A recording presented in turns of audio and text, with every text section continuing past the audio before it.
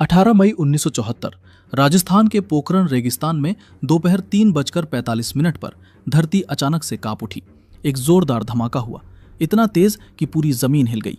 लेकिन यह कोई साधारण धमाका नहीं था, यह था भारत का पहला एटॉमिक टेस्ट, स्माइलिंग बुद्धा। पूरी दुनिया सोच रही थी कि भारत नॉन अलाइनमेंट की नीति अपनाकर अपनी जरूरतें पूरी कर पाएगा या नहीं, और इसी बीच भारत ने परमाणु बम बना लिया। अमेरिका के होश उड़ गए। यूके, फ्रांस और कनाडा सभी हैरान रह गए। सवाल यह था कि अमेरिका की नाक के नीचे से भारत ने यह कैसे कर दिखाया। लेकिन यह तो सिर्फ शुरुआत थी। 24 साल बाद 11 मई 1998 फिर से पोखरण। इस बार 3 धमाके एक साथ हुए और 13 मई को 2 और धमाके किए गए। इसके बाद भारत ने खुद को न्यूक्लियर पावर घोषित कर दिया। दुनिया ने दांतों तले उंगलियां दबा ली। अटल बिहारी वाजपेयी और एपीजे अब्दुल कलाम ने पूरी दुनिया को चौंका दिया था। लेकिन यह सफर आसान नहीं था। यह कहानी शुरू होती है द्वितीय विश्व युद्ध से, जब अमेरिका ने फैट मैन और लिटिल बॉय नाम के 2 एटम बम हिरोशिमा और नागासाकी पर गिराए। भारी तबाही हुई। जापान ने 1 हफ्ते के अंदर ही अनकंडीशनल सरेंडर कर दिया। एलाइज ने वर्ल्ड वॉर 2 जीत लिया। तभी दुनिया के बाकी देशों को एटम बम की अहमियत समझ आ गई। अमेरिका के बाद रूस ने 1949 में टेस्ट किया, यूके ने 1952 में, फ्रांस ने 1960 में और चाइना ने 1964 में। और उन्हीं दिनों हमारे देश के legendary scientist doctor Homi Jahangir Bhabha भी न्यूक्लियर रिसर्च पर काम कर रहे थे। वो भारत को एटॉमिक पावर बनाने में जुटे हुए थे, लेकिन सरकार ने कभी भी उन्हें न्यूक्लियर बम बनाने की परमिशन नहीं दी। लेकिन उसी समय कुछ ऐसा हुआ जिसने पूरे भारत को हिला दिया। 1962 चीन ने भारत पर अचानक हमला कर अक्साई चिन पर कब्जा कर लिया था। भारत की हार हो गई। हजारों जवान शहीद हुए। 38,000 वर्ग किलोमीटर भारतीय जमीन चाइना के कब्जे में चली गई। और तभी 1964 में चीन ने अपना न्यूक्लियर टेस्टिंग भी पूरा कर लिया था। भारत इस हार से उभर भी नहीं पाया था कि तुरंत 1965 और 1971 में पाकिस्तान ने हमला कर दिया। और तो और 1971 के युद्ध में ब्रिटिश नेवी फ्लीट अरब सागर से और यूएस नेवी बंगाल की खाड़ी की तरफ से भारत को घेरने लगी। ऐसी स्थिति में भारत ने यूएसएसआर को अर्जेंट मैसेज भेजकर हेल्प मांगी। तब तुरंत यूएसएसआर की नेवल शिप भारत की सिक्योरिटी के लिए निकल पड़ी। जैसे ही यूके को इस बात का पता चला, वो बिना देर किए मेडागास्कर की तरफ भाग निकला। यूएस का टास्क फोर्स अपने 75,000 टन की क्षमता और 70 फाइटर एयरक्राफ्ट के साथ बंगाल की खाड़ी में उतरने वाला था। वहीं अपना आईएनएस विक्रांत भी 20,000 टन की क्षमता और 20 फाइटर जेट के साथ शान से यूएस को मुंह तोड़ जवाब देने को तैयार था। और यूएसएसआर के naval marine force, cruiser destroyer और न्यूक्लियर वॉरहेड्स भी भारत के सपोर्ट में आकर खड़े हो गए। तब जाकर यूएस की नेवल फोर्सेस ने बे ऑफ बंगाल में प्रवेश नहीं किया और यूके फोर्सेस की तरह ही अपना मुंह पाकिस्तान से मोड़ लिया। 1971 में भारत की जीत के पीछे यूएसएसआर के सपोर्ट का बहुत बड़ा रोल था। इसलिए उस दौरान इंडियन लीडर्स को लगा कि अगर चाइना और पाकिस्तान जैसे देशों का सामना करना है तो न्यूक्लियर वेपन्स जरूरी हैं। न्यूक्लियर बम बनाकर अमेरिका ने न्यूक्लियर रेस की शुरुआत जरूर की थी, लेकिन भारत को इस रेस में शामिल करने वाले 3 महान लोग थे, जे.आर.डी. टाटा, डॉक्टर होमी जहांगीर भाभा और लाल बहादुर शास्त्री। जे.आर.डी. टाटा ने न्यूक्लियर रिसर्च के लिए फंडिंग की थी। जब अमेरिका ने हिरोशिमा और नागासाकी पर बम गिराकर अपनी पावर का शो ऑफ किया था, तभी से होमी भाभा जवाहरलाल नेहरू और कांग्रेस लीडर्स से कहते आए थे कि हमें भी न्यूक्लियर पावर की फील्ड में अपना काम आगे बढ़ाने की जरूरत है। इस प्रोग्राम में प्राइम मिनिस्टर जवाहरलाल नेहरू भी काफी दिलचस्पी रखते थे।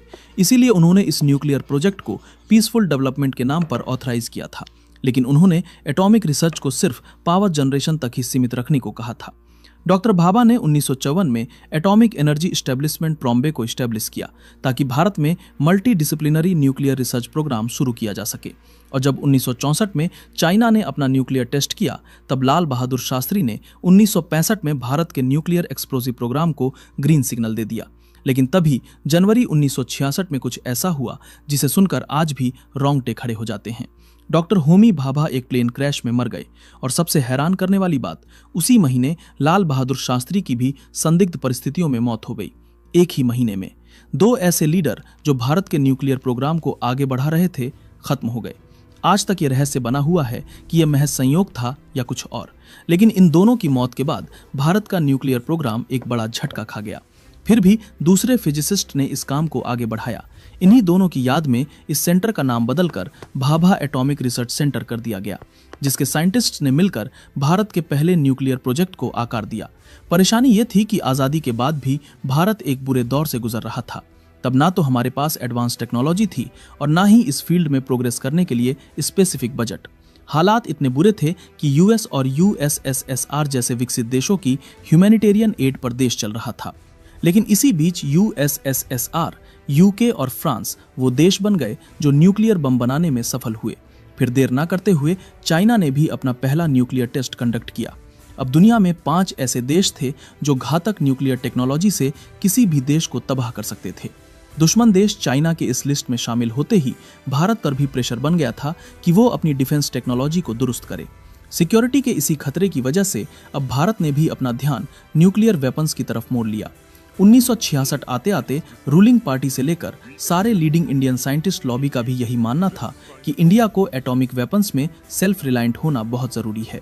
वहीं दूसरी तरफ रूस, यूएस, यूके, फ्रांस और चाइना ने नॉन प्रोलिफरेशन ट्रीटी बनाई, जिसमें कहा गया कि एनपीटी के मेंबर्स न्यूक्लियर वेपन टेक्नोलॉजी को बढ़ाने से रोकेंगे। उनका यह भी कहना था कि ये देश अब किसी भी दूसरे देश को इस खतरनाक वेपन को बनाने नहीं देंगे। ऐसे में एनपीटी की दोहरी नीति से भी भारत नाराज हो गया और इस ट्रीटी पर भारत ने साइन नहीं किया और यह डिसाइड किया कि अब भारत भी अपना एटम बम बनाएगा।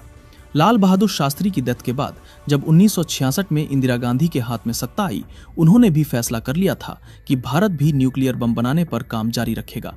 इस प्रोजेक्ट पर वेस्टर्न कंट्रीज की पैनी नजर थी। यूएस से लेकर कोई भी डेवलप्ड देश नहीं चाहता था कि भारत भी न्यूक्लियर क्लब का हिस्सा बन जाए। इन्हीं चुनौतियों के बीच न्यूक्लियर बम बनाने का काम 2 टीम्स को सौंपा गया, जिसमें पहली टीम को BARC के डायरेक्टर राजा रमन्ना लीड कर रहे थे, जबकि दूसरी टीम को लीड करने का जिम्मा DRDO के डायरेक्टर DD नाग चौधरी को सौंपा गया था। दोनों टीम्स को मिलाकर टोटल 75 साइंटिस्ट और इंजीनियर्स की टीम इस काम पर लगी हुई थी।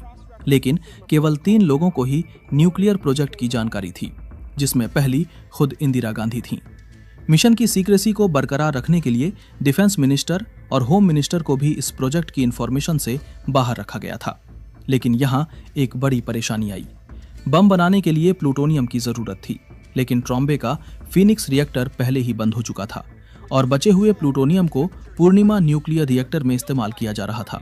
ऐसे में प्लूटोनियम की डिमांड को पूरी करने के लिए 1973 में पूर्णिमा रिएक्टर को शट डाउन कर दिया गया, ताकि वहां से प्लूटोनियम लेकर न्यूक्लियर टेस्ट में इस्तेमाल किया जा सके। इसके अलावा वासुदेव अय्यर ने बम के सबसे जटिल हिस्से न्यूट्रॉन इनिशिएटर को बनाने में कामयाबी हासिल की। ये वो हिस्सा था जिसे बनाने में अमेरिका को भी सबसे ज्यादा परेशानियां झेलनी पड़ी थीं। टेस्टिंग के लिए साइंटिस्ट की पहली प्रेफरेंस पोखरन रेंज थी, क्योंकि टेस्टिंग एक ऐसे इलाके में की जानी थी जहां आसपास कोई आबादी ना हो, और ये सभी कंडीशन राजस्थान के थार डेजर्ट पर परफेक्टली एप्लीकेबल होती थीं। और फाइनली 18 मई 1974 को दोपहर 3:45 पर बटन दबाया गया। न्यूक्लियर एक्सप्लोजन हुआ। अच्छी बात यह थी कि बम इम्प्लोसिव था और टेस्ट को जमीन के नीचे किया गया था, इसीलिए रेडिएशन का हवा में फैलने का डर कम था। साथ ही बम 12 किलोटन क्षमता का था, इसीलिए विस्फोट ज्यादा भयानक और विनाशकारी नहीं था। लेकिन इस विस्फोट के साथ ही दुनिया जान गई थी कि भारत भी अब न्यूक्लियर वेपन बनाने की शक्ति रखता है।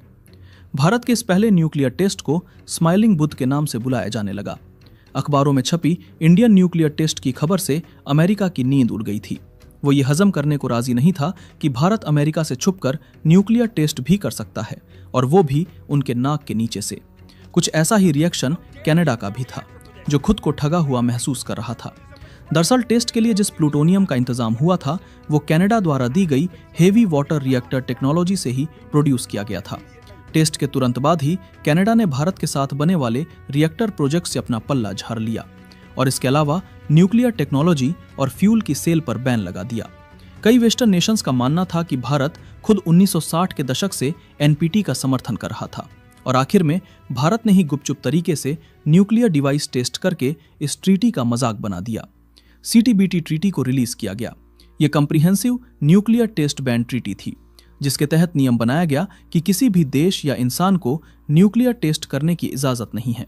इसके अलावा NSG का भी फॉर्मेशन किया गया।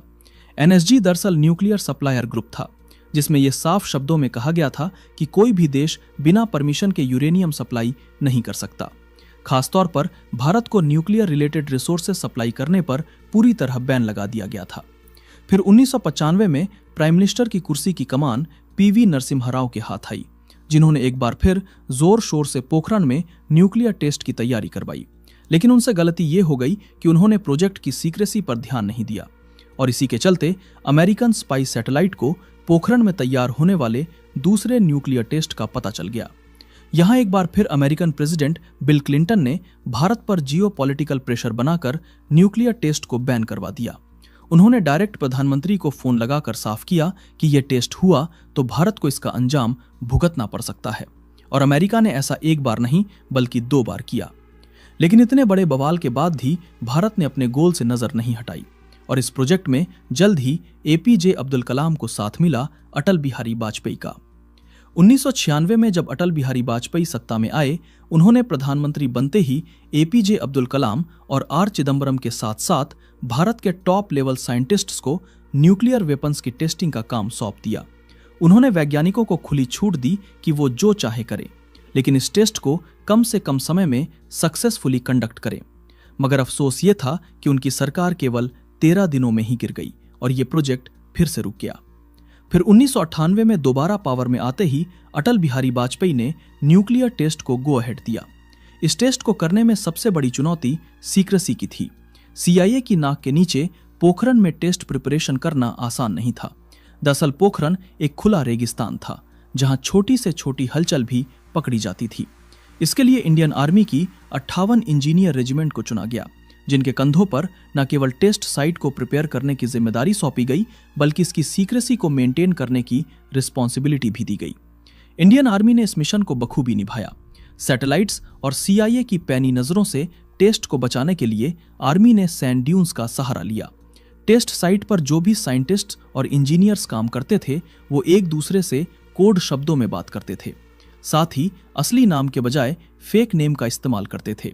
जैसे कि डॉक्टर एपीजे अब्दुल कलाम को मेजर जनरल पृथ्वीराज के नाम से जाना जाता था, वहीं आर चिदम्बरम को मेजर जनरल नटराज कहकर बुलाया जाता था।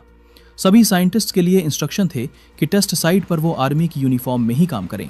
इसके अलावा टेस्ट साइट पर ज्यादातर काम रात को किया जाता था, क्योंकि रात को अंधेरे की वजह से सैटेलाइट की विजन पावर पर इम्पैक्ट पड़ता था। CIA को इस प्रोजेक्ट की भनक न लगे, इसके लिए पोखरण साइट पर आर्टिफिशियल वेजिटेशन को उगाया गया था। सेंसर केबल्स को रेत से ढक दिया जाता था। साथ ही बम शाफ्ट को कैमफ्लॉज नेटिंग से भी कवर कर दिया जाता था। और फाइनली 11 मई 1998 को दोपहर 3:45 पर जब हवा रुक गई तो पोखरण में कुछ ऐसा धमाका हुआ कि पूरी धरती कांप उठी। इस दिन भारत ने एक नहीं बल्कि 3 न्यूक्लियर डिवाइस को सक्सेसफुली डिटोनेट करके इतिहास रच डाला। भारत इकलौता ऐसा देश बना जिसने अपनी ही टेक्नोलॉजी के बलबूते पर न्यूक्लियर टेस्ट किया और अमेरिका के होश उड़ा दिए। 11 मई के बाद भारत ने 13 मई को भी 2 एक्सपेरिमेंट करके इंटरनेशनल लेवल पर अपना एक अलग नाम बना लिया था। भारत की इस बड़ी अचीवमेंट को ऑपरेशन शक्ति का नाम दिया गया। देश में जहां इस न्यूक्लियर टेस्ट के चलते जश्न का माहौल था, वहीं सभी वेस्टर्न नेशंस में मातम छाया हुआ था। अमेरिका के प्रेसिडेंट अपनी कॉन्फ्रेंस में भी भारत के टेस्ट को एशिया के लिए खतरा बताने से पीछे नहीं रहे थे। लेकिन इन सभी बयानबाजियों के बीच अटल बिहारी वाजपेयी ने भारत के पक्ष को बड़ी सूझबूझ से डिफेंड किया था। एपीजे अब्दुल कलाम भी प्रेस कॉन्फ्रेंस में ये बयान देते नजर आए थे कि भारत ने ये वेपन अपने देश की सुरक्षा के लिए बनाया है। इतिहास उठाकर देख लो तो आज तक भारत ने कभी किसी भी देश पर आक्रमण करने की कोशिश नहीं की है, बल्कि इसके विपरीत दूसरे देशों ने भारत पर आक्रमण किया है। ऐसे में हमारा ये हथियार भारत की सिक्योरिटी को ध्यान में रखकर बनाया गया है। CTBT में जल, थल और हवा में टेस्टिंग पर रोक थी, लेकिन भारत ने जमीन के नीचे इस टेस्ट को अंजाम दिया था। इसके बाद दूसरा रोल NPT का था, जिसे भारत ने साइन ही नहीं किया था। अमेरिका ने भारत पर NSG के तहत न्यूक्लियर रिसोर्सेस को दूसरे देश से सप्लाई करने का आरोप भी लगाया था, लेकिन इस टेस्ट में इस्तेमाल होने वाले सारे रिसोर्सेस भारत के ही थे। ऐसे में अमेरिका भारत का कुछ नहीं कर पाया। ये थी भारत के न्यूक्लियर पावर बनने की कहानी, जहां JRD टाटा, होमी भाभा, लाल बहादुर शास्त्री से लेकर अटल बिहारी वाजपेयी, APJ अब्दुल कलाम और हमारे वैज्ञानिकों ने अपनी जान की परवाह नहीं की, ताकि हमारी पीढ़ी उनकी पीढ़ी से ज्यादा सुरक्षित रहे। दोस्तों, अगर वीडियो पसंद आया हो तो वीडियो को एक लाइक जरूर करें और चैनल को भी सब्सक्राइब जरूर करें। हम ऐसे ही वीडियो हर हफ्ते लाते रहेंगे। तब तक के लिए जय हिंद।